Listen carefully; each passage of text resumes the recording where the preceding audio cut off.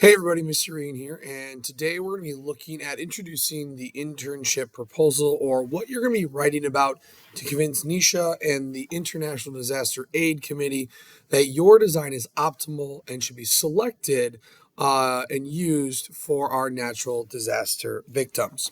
So, as you know, our proposal is all about us as engineers showing how our research and iterative tests have led to what is the optimal design. In other words, the best solution for this problem. When creating our proposal, there are going to be 5 parts that we are writing about. The introduction, which will have our pod design claim. You'll have 3 body paragraphs where you're going to be focusing on our 3 criteria: minimizing shell damage, minimizing cargo damage, minimizing pod cost.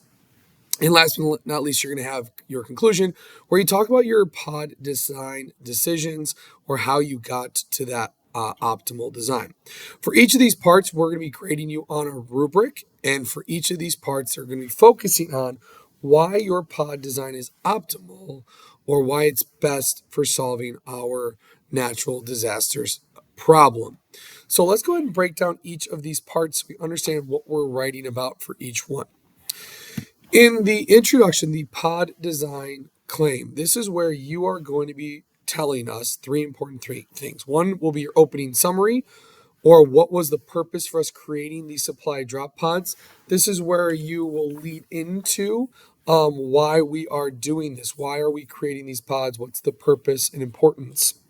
From there, your second thing is going to be your optimal pod design. This is the what materials should the pod design be made out of. So that's what did we use for our top add-ons, bottom add-ons, padding, and shell that created this optimal design.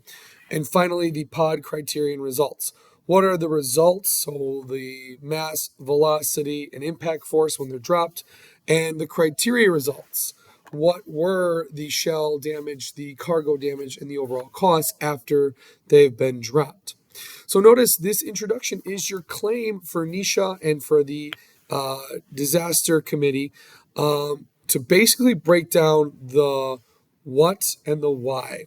What is our best solution for this problem? Why are we doing it? And the what can you expect when using this pod? This is your claim that you will be defending in the next parts of your proposal.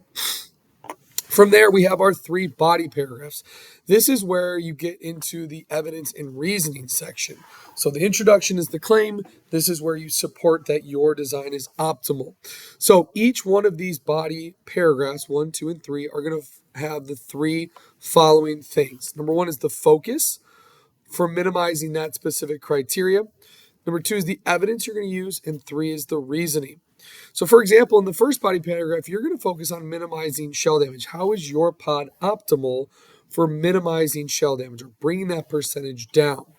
The evidence that we're going to be using is Nisha's feedback, your iterative tests, the articles that you read, and your drop data. So that's like what its mass, velocity, impact force was.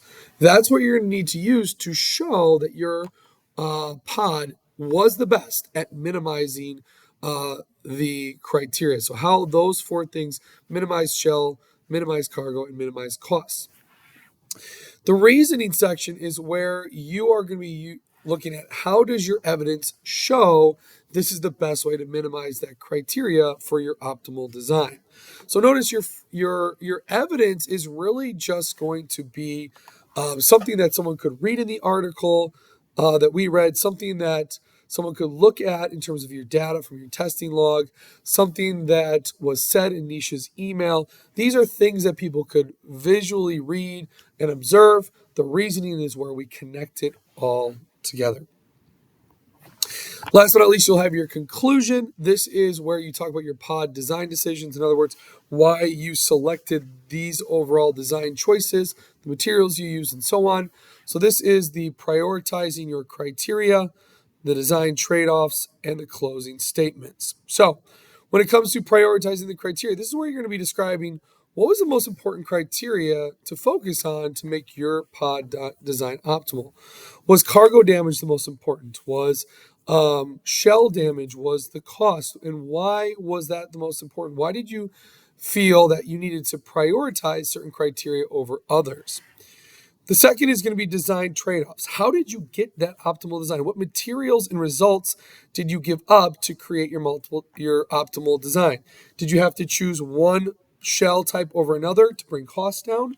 Did you have to choose certain paddings to help minimize cargo damage more or less? What were those trade-offs you used to get this design in the first place?